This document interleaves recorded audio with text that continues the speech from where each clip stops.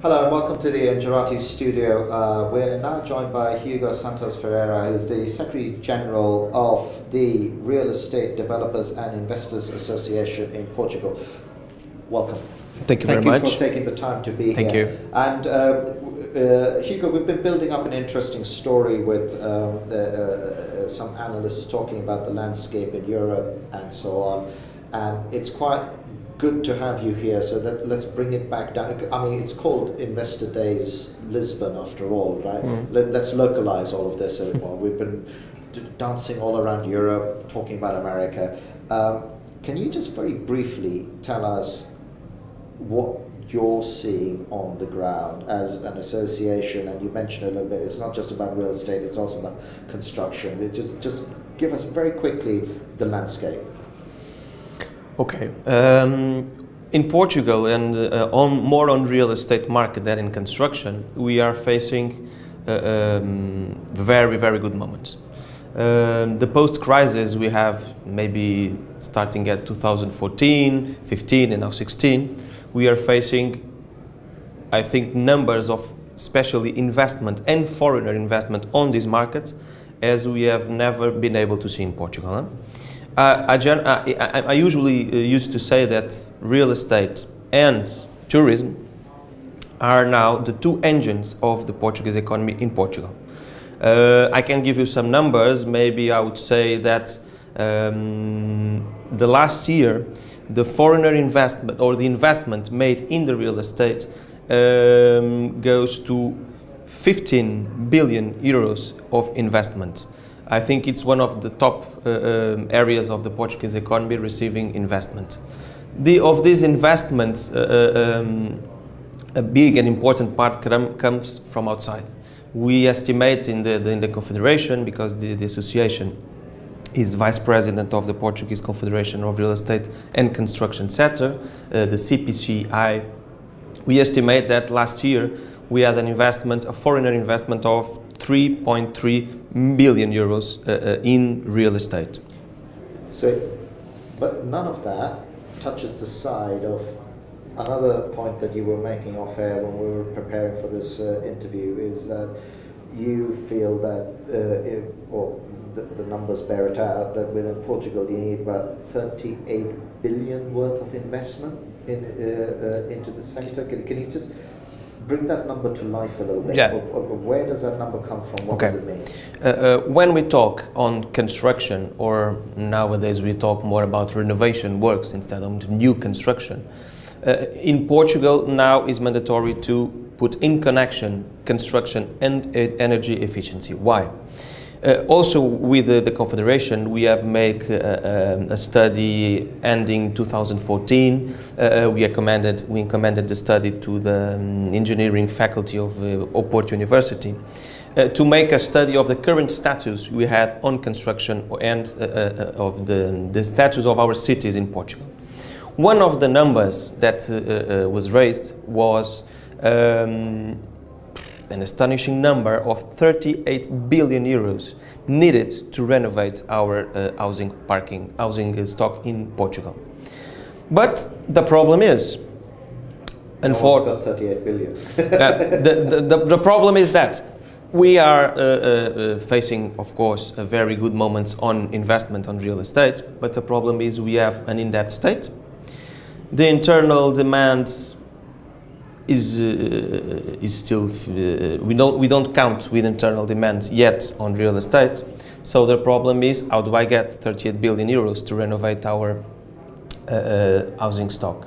But more than that, we also achieved that 3 million houses in Portugal need improvements on thermal and acoustic conditions and energy efficiency conditions. So at that time, on 2015, we decided, okay, we have to renovate, and the question is, this creates a need. This creates a need, these numbers. This study creates a need. And the need was, in fact, two needs. One is to renovate our houses, our buildings, our cities that were dying, with nobody there. We don't have at that time people in the central Lisbon, in downtown Lisbon. We don't have anyone. Now you go to downtown Lisbon, it's full of tourists, of Portuguese people, of shops, of life. So it creates that need. We have to renovate our cities, and the other need is to give these improvements on thermal and efficiency, energy efficient conditions. So when we're saying, okay, but you know, you're saying we need to renovate cities, and I think the case has been made that there's a huge amount of money that's needed, and the point I'm going to make is you don't solve it overnight. It's not one big bang. You know, no one comes riding in with a 38 billion checkbook and says, here you go, just go ahead and do it. So and that's one of the narratives that's coming out of this conference as well, is the people with the money need confidence in some sort of payback. So let's break it down, because it's a big thing and a big number. How do you see the sort of real estate construction market working in this energy efficiency play, and where is the money for them to be able to do it? Because it seems to me at the moment what we're asking the construction sector to do is be much more energy efficient by law, but where's the payback equation in all of that? Yeah, just to conclude the thing I was saying, and to enter and that new question, those two needs created also two problems, and the problem was, how do I get that money? How can I renovate our cities when we have an inept state and we have a lack of bank financing in Portugal? The majority of the Portuguese banks, they are not financing real estate and construction. So the solution was to collect investment. And as I said, as we had a few internal demand, we have to collect foreign investment. So the point was, entering in the question, the point was, how do I get the confidence, how do I get interest to the market, to foreign investments come to Portugal? And I've no doubt that Portugal is now one of the most fashionable countries to invest in the world. We in the association, in the APPII, we represent all the investors in Portugal, and I can say that 20% of our members are now foreigners, and we have, I would say, the world ranking top investors in the world working with us in the association. What's making them invest? Because it probably isn't just energy efficiency, right? I mean, of course. So what's the driver? I mean, is it just we are now the economy is turning and starting to turn? We are lucky men in Portugal, huh? Because in maybe 2 years we have make such a good moment for real estate in Portugal that in these 2 years at the same time there was several conditions that put Portugal into the highlights in the world. I would say that we are, well, talking about firstly about the good climate, good food. We have a thing that I think it makes really the difference, which is the welcoming of the Portuguese people, especially when we are talking about Chinese investors. They don't speak English, they don't speak French, they don't speak even Portuguese, they only speak Mandarin in the case, and we make all the efforts to give this welcoming to these type of investors, but I can say also to the French, to English, well, etc. So we have this welcoming. On real estate, we have also a thing very important today, which is security. Of course, we are being benefited. We are giving benefits from the lack of security in Maghreb, in south of France. Of course, it is true. So we are now considered one of the most secure countries in the world. It is very good for investment, not only for individual investor, but also for the institutional investors, for a question of secure investments, especially when we are talking about tourism, for instance. But can I go back to energy efficiency? Yeah. Because we seem to be going, and that is not wrong, and I get it, but the energy efficiency side of things, because that's why we're here. How are your members who run real estate portfolios or invest in real estate portfolios. You know, what have you guys done in Portugal that allows them to kind of either zero-sum game the energy piece, or, you know, how does that fit in? Yeah, well, the last conditions we have made to get foreign investment on energy efficiency was this. Today, if you want to invest in real estate or construction market in Portugal, you have to put all together renovation works and in energy efficiency. Why?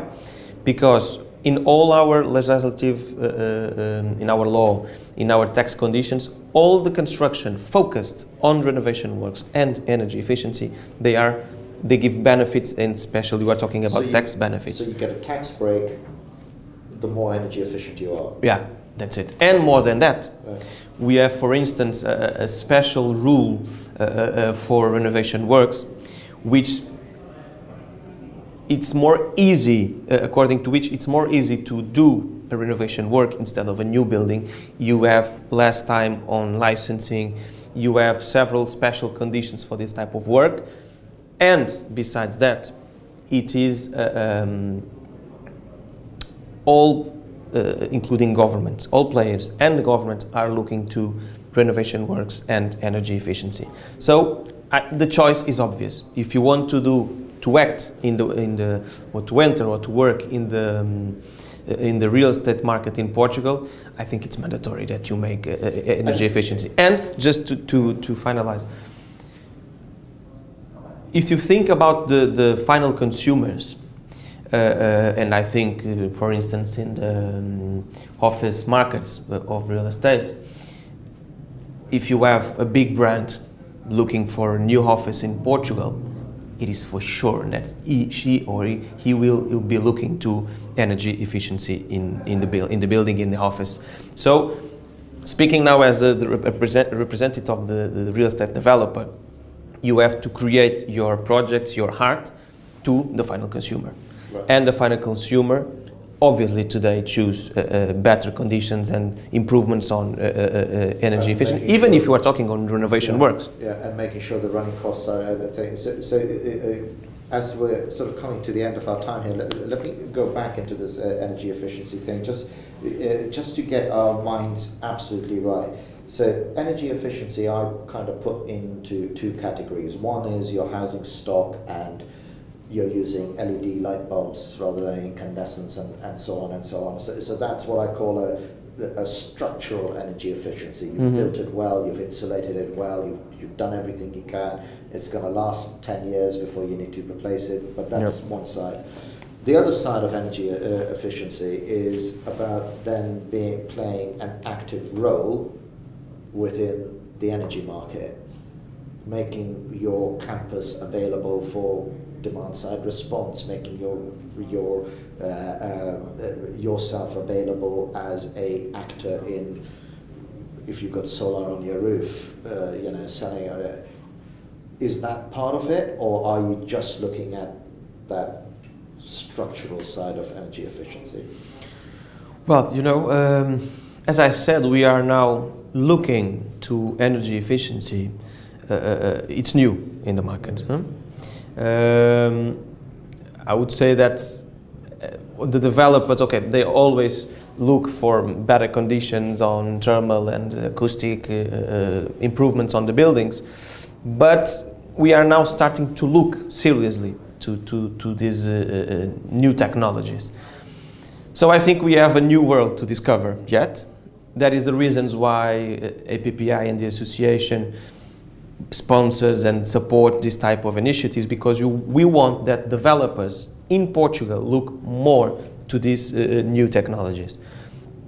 The developers today in Portugal, we are not anymore the guys of the concrete. It ended, and ended especially before the crisis. The developer in Portugal is now a very well concerned people about new technology, a good use of the resources, energy efficiency. But I think we have a lot to discover yet.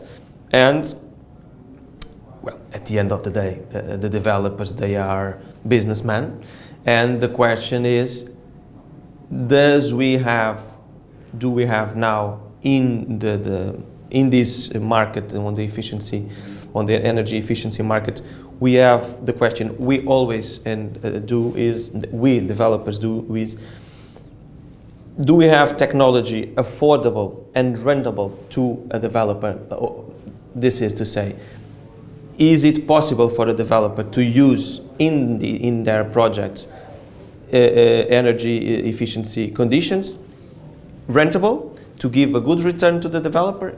Yes or no? There, I think this is the big question the developers do today in Portugal, because we are looking to that. We want to use these new technologies, but they have to be rentable, and they have to be don't quit the turnover of the developer. And just to finish off, then there's going to be a lot of talk later on this afternoon about the ESCO market in Portugal as well. And can you just very briefly give us what you see the connection is between the developer and that ESCO market? I mean, do you really need the ESCO market to take off to help the developers so that they can buy? Okay. Yes, of course. And I think the answer is yes, of course. If it is known and spoken already in the real estate market, I think not yet. What I can say to you, you count with APPII, with the association, to put these new issues, or these issues, but new for us in the real estate, into the agenda. You count the material companies, the construction material companies, and the companies that own this type of projects, these technologies. They can count with us to put this really in the agenda of the real estate sector in Portugal, because we have a world to discover on this. And on that note, I think that's a perfect time to leave it. Thank you very much for watching. I think Hugo sets us up quite nicely for interviews that are going to happen later on, where we're going to talk to a lot of ESCO providers about some of their challenges. And the narrative is getting more local. We've kind of given the broad brush approach of what's happening in Europe, but we're going to dive into more of the local Portuguese issues in the interviews that follow this one. Thank you for watching, and Hugo, thank you. Thanks very much. Thank you very much. Thank you.